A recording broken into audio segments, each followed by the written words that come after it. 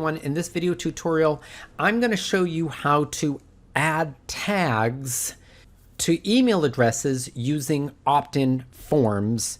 So here we are, we're logged into my dashboard on my dummy account, right? I want to make sure I'm on the right list. That's where you always start usually. List is traffic tips, great.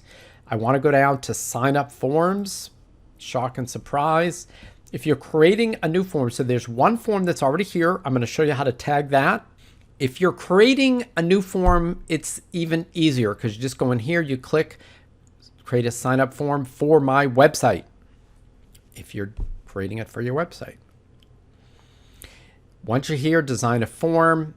There's where you would design the form here with the text and everything. This is where you would add the tag. So in this tag, I'm just going to call it Instagram traffic report. So anybody that puts their name and email address into this form is asking for the Instagram traffic report. And it did a little autocomplete for me there because I've already used that tag on other emails. Okay, so there you go. So all you would do at this point is finish creating your form, save your form, right? Then you would go to step 2, settings, and then you would go to step 3. You know, just create the form like you normally would. Obviously, I'm blowing through that very quickly.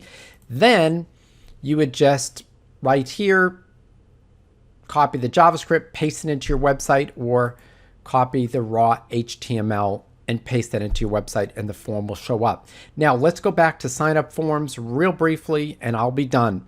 So this is the one we just created, the form we just created, and I forgot to name it, so I could edit that or click there and go back and rename it. But I'm going to go back to the form that was created before I even started this video. I'm going to click traffic tips, click on the title or edit. This has already been created, this form. I'm going to put the tag in. I'm going to use the same tag, Instagram traffic report, right? The only difference is, once again, you're going to save your form. You're going to go to step 2. That's already been set up because the form already exists and is being used on a page. I'm going to go to step 3. And this is where it gets a little tricky. Once again, if you in the past created, right down here, you used the JavaScript code and you pasted the JavaScript code into your website, be it a WordPress website, Wix, Weebly, GoDaddy, HTML, Dreamweaver, whatever. If the JavaScript code is what's pasted into your website and that's what generates the opt-in form, then you don't have to do anything.